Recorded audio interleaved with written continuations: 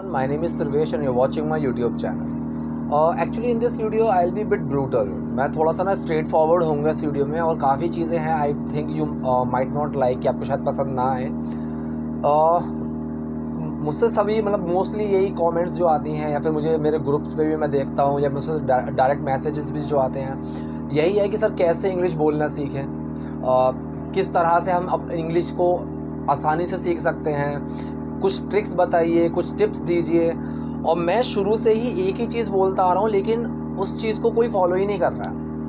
मैंने ऑलरेडी एक वीडियो बनाई हुई है इस चीज़ के लिए आपको, जहाँ पे मैंने कुछ टिप्स बताए थे, लेकिन वही मिस्टेक्स चलती आ रही हैं, बिल्कुल चलती आ रही है. कोई मुश्किल चीज़ नहीं है इंग्लिश बोलना, कोई रॉकेट साइंस नहीं है, लेकिन रॉकेट साइंस बनाई हुई है कुछ लोगों ने, कुछ कोचिंग सेंटर्स ने या फिर कुछ बोल सकते हैं चैनल्स ने भी, कि उन्होंने तो सिर्फ एडजेक्टिव, एडवर्ब, प्रपोजिशंस, क्लॉजेस, बहुत सारी चीज़ों में कंफ्यूज कर रखा है लोगों को. इतनी कुछ मुश्किल है ही नहीं. मानता हूँ कि ठीक है वोकैबुलरी एक अलग चीज़ है, सिनोनिम्स अलग चीज़ है, एंटोनिम्स अलग चीज़ हैं, वो चीज़ें अलग है मानता हूँ. लेकिन बाकी चीज़ों में कि एडवर्ब के बाद नाउन आएगा, नाउन से पहले ये आएगा, इसके बाद ये आएगा, उस चीज़ में जो लगे पड़े हैं वो चीज़ एक बहुत ही बड़ी बेवकूफ़ी है. लेकिन सब उस चीज़ में लगे हुए हैं. अब मैं दूसरी जो मतलब पहली ही गलती होगी जो एक्चुअली मैं डिस्कस करना चाहता था इस वीडियो में, वो गलती ये है जो मैंने अपनी एक वीडियो में बताई थी. मैंने बोला था कि जो आप सीखते हो उसको भूलो मत.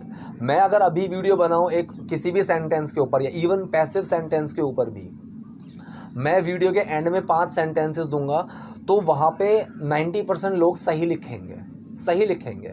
सेम सिचुएशन जब बाद में आ जाती है हमारे नॉर्मल कन्वर्सेशन में या फिर कहीं लिखते हुए, सब गलत करेंगे वहाँ पे. इतने सिंपल स्ट्रक्चर्स में प्रॉब्लम करते हैं जो 10 बार वो सही लिख चुके हैं, लेकिन फिर रैंडम सिचुएशंस में सब गलत करते हैं. इसका रीज़न क्या है? रीज़न सिंपल सा यही है, क्योंकि हमारी प्रैक्टिस ही इस तरीके से नहीं हो रही है कि हम सीरियस होकर उस चीज़ को सीखें. एक ही चीज़ को 10 बार बताना पड़ेगा, एक ही चीज़ को 10 बार गलतियां करनी पड़ेंगी. ऐसे आप चाहे 10 साल तक सीखते रहो, नहीं आएगी. अब बाद में ये बोलो कि मैं 10 साल से सीख रहा हूँ, मैं 5 साल से सीख रहा हूँ और मुझे नहीं आ रही है, नहीं आएगी. मैंने पहले ही बताया था कि सबसे पहले वो लोग, तो मुझे समझ में नहीं आता उनकी क्या मेंटालिटी है, जो ये बोलते हैं कि just speak, even if you are speaking wrong just speak. मैं तो इस चीज़ के बिल्कुल ख़िलाफ़ हूँ. नहीं हो सकता ऐसा. अगर मैं गलत बोल रहा हूँ तो ठीक है, मुझ में कॉन्फिडेंस आ जाएगा, बट मैं उस कॉन्फिडेंस के साथ गलत बोल रहा हूँ, उसका कुछ फ़ायदा नहीं है. आप चाहे 10 की जगह 2 लाइन्स बोलो, लेकिन वो 2 लाइनें सही होनी चाहिए. And how can you be so sure कि मैं वो 2 लाइनें सही बोल रहा हूँ? सबसे पहले आपको ये डिसाइड करना है कि मुझे क्या लिखना है. ठीक है, एक चीज़ को आप सेलेक्ट करो कि मुझे आज इस चीज़ के ऊपर 10 या 20 सेंटेंसेस लिखने हैं, एक कोई भी सेंटेंस का टॉपिक.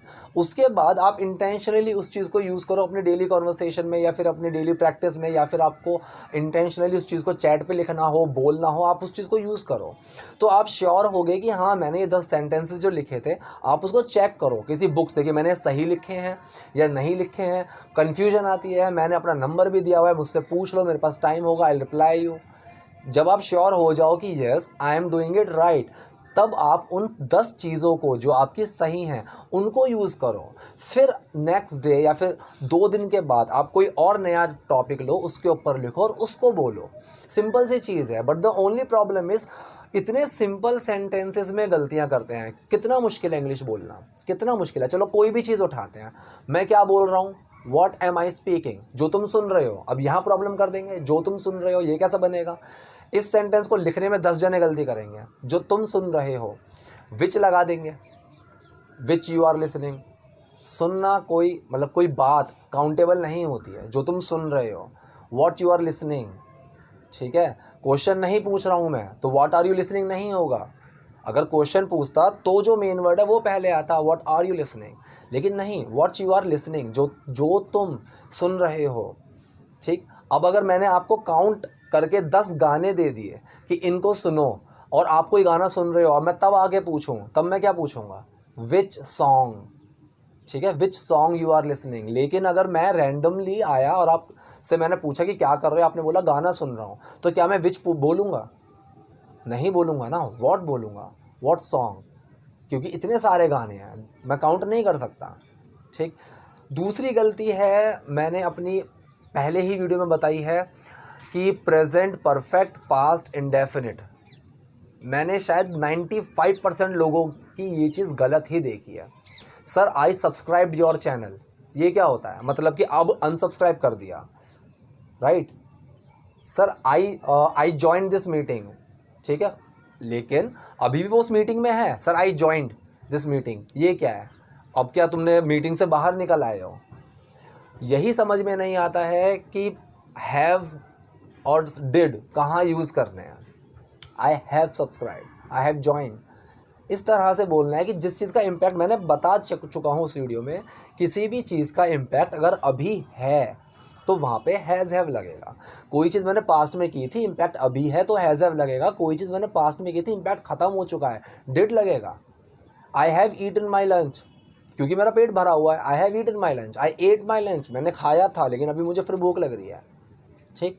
डिड हैड का यूज़ नहीं पता, हैड का यूज़ नहीं पता। इतनी सिचुएशंस होती हैं जहाँ पे हमें हैड लगाना, लेकिन यही नहीं पता कि हैड लगेगा कहाँ। पास्ट का पास्ट होता है हैड, पास्ट का पास्ट होता है। मैं किसी पास्ट सिचुएशन की बात कर रहा हूँ कि we were going to market, ठीक है, we were going to market.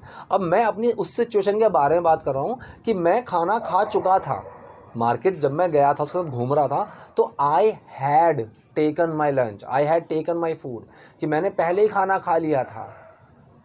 क्योंकि मैं बात कर रहा हूँ जब हम घूम रहे थे, अब घूमने के सिचुएशन से पहले कोई चीज़ मैं कर चुका था तो वहाँ पे हैड लगेगा, कितना मुश्किल है। लेकिन प्रॉब्लम ये होती है कि हमें कॉन्सेप्ट समझने ही नहीं है। हमें तो किसी ने ये बता दिया, चुका था, चुकी थी, था, ये था, बस वो रट लेंगे एक, और उनमें घुसे रहेंगे। प्रपोजिशंस क्या होते हैं, एडजेक्टिव्स क्या होते हैं, नाउन के बाद ये क्यों आएगा, इससे पहले प्रपोजिशन क्यों आएगी। मत करो ये चीज़ें, सिंपल से स्ट्रक्चर्स होते हैं। स्ट्रक्चर मैं अपनी हर वीडियो में बताता हूँ आपको।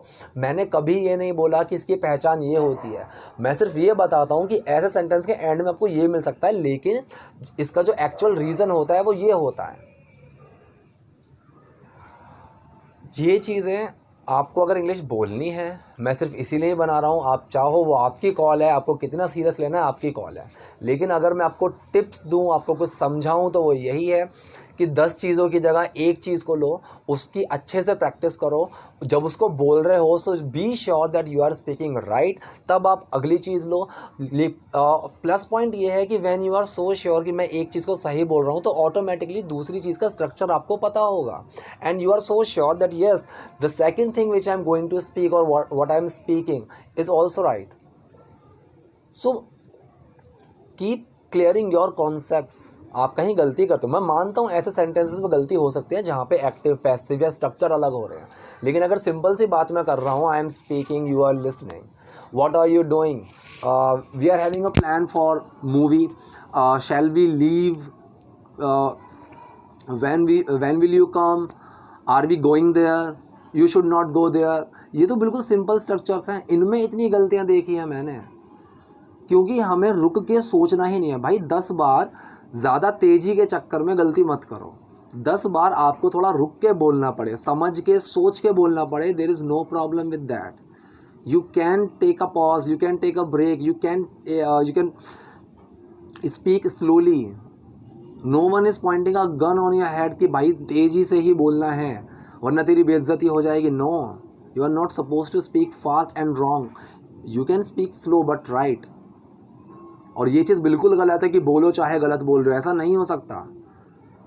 मत बोलो अगर गलत बोल रहे हो तो, वरना आप गलत ही बोलते रहोगे। मैंने पहले भी बताया था कि मेरे साथ काम करने वालों की मैं इंग्लिश सुनता हूँ। Sir I was told you, what is this I was told you, लेकिन नहीं, उनको इस चीज़ से फ़र्क ही नहीं पड़ता है। अगर आपको ऐसा ही रखना है कि बस एक काम चलाओ इंग्लिश आ जाए, तो आप गलत भी बोलो कॉन्फिडेंस के साथ, कोई दिक्कत नहीं है। लेकिन अगर आपको ये रखना है कि यार मैं कम से कम सही बोलूँ, स्ट्रक्चर सही हो, कोई ज़रूरी नहीं है कि जिसकी फ्रेज़ नॉलेज बहुत अच्छी है, जिसकी वोकैब बहुत अच्छी है, वही बहुत अच्छा स्पीकर है, कि मुझे तो नए नए वर्ड्स पता होने चाहिए, कुछ ज़रूरी नहीं है। अगर आपके पास अभी थोड़े से ही वर्ड्स हैं, but these words are sufficient, so you can use these words, no issue. You know sorry, don't say pardon, you know excuse me, don't say any other thing. अगर आपको थैंक यू का reply you're welcome ही आता है, तो अभी यो welcome ही रखिए, कोई इशू नहीं है कि बाकी चीज़ मैं लेकर आऊँ लेकिन आप उसको गलत टाइम पे यूज़ कर रहे हो।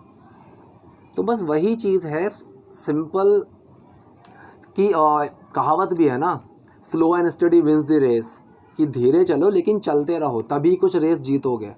आई थिंक ये वीडियो ज़्यादा लंबी हो जाएगी, बस मैं वही बोल रहा हूँ कि there are some particular structures, आप उन स्ट्रक्चर्स को फॉलो करिए, उनकी प्रैक्टिस कीजिए, be sure that you are speaking correct, then go to next level, include that next level, and now you are speaking this much correct, right? And when you are speaking this much correct, then include small things in your conversation, and gradually you will improve your communication skills and your confidence as well. कोई ज़रूरी नहीं है that आपको तेज़ी ही बोलना है और चाहे आप गलत बोलो, no, speak slow, speak little but be accurate. बस यही चीज़ है जो मैं बताना चाहता था। और जो भी लेसन सीखते हो उसको भूला मत करो कि अगर मैंने अभी वीडियो बनाई है उसकी कमेंट में तो सही आ रहा है, लेकिन वही चीज़ जब आपको रियल लाइफ में बोलनी पड़ रही है, इम्प्लीमेंट करनी पड़ रही है, you don't know how to use that in, you are doing such miserable mistakes कि यार उनको तो देखने में मुझे दिक्कत होती है कि यार इतनी सिली मिस्टेक्स क्यों कर रहे हो, वॉट और विच का फ़र्क नहीं पता तो सीख लो, पूछ लो, जान लो, लेकिन जब आप कोई चीज़ बोल रहे हो तो उसको सही बोलो। That's it. अगर आपको कोई चीज़ पसंद नहीं आई है इस वीडियो में तो सॉरी उस चीज़ के लिए, पसंद आई है तो लाइक कर सब्सक्राइब कर लीजिएगा। Thank you.